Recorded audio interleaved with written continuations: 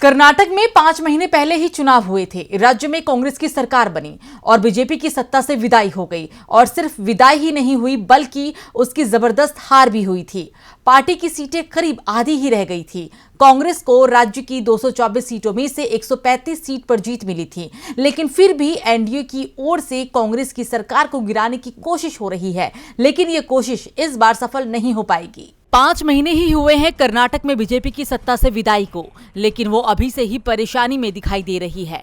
कांग्रेस के प्रदेश अध्यक्ष और डिप्टी सीएम डीके शिव कुमार कई बार दावा कर चुके हैं कि बीजेपी राज्य में ऑपरेशन लोटस शुरू कर चुकी है, लेकिन कांग्रेस के विधायक इस बार पूरी मजबूती के साथ उसके साथ डटे हुए हैं। बीजेपी का ऑपरेशन लोटस इस बार कामयाब नहीं होगा। तो वहीं दूसरी ओर अब एनडीए की ओर से खुलकर कांग्रेस नेताओं को बगावत के लिए उकसाया जा रहा है।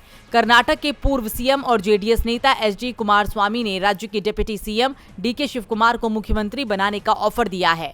उन्होंने कहा कि अगर डीके शिव कुमार हमारे पास आते हैं तो हम उन्हें सीएम बनाएंगे। जेडीएस के 19 विधायक कुमारस्वामी का समर्थन करेंगे। इसके साथ ही उन्होंने ये भी संकेत दिए हैं कि बीजेपी के भी विधायक डीके का समर्थन करेंगे, लेकिन डिप्टी सीएम डीके शिव कुमार ने कुमारस्वामी के दावे को पूरी तरह से खारिज कर दिया है।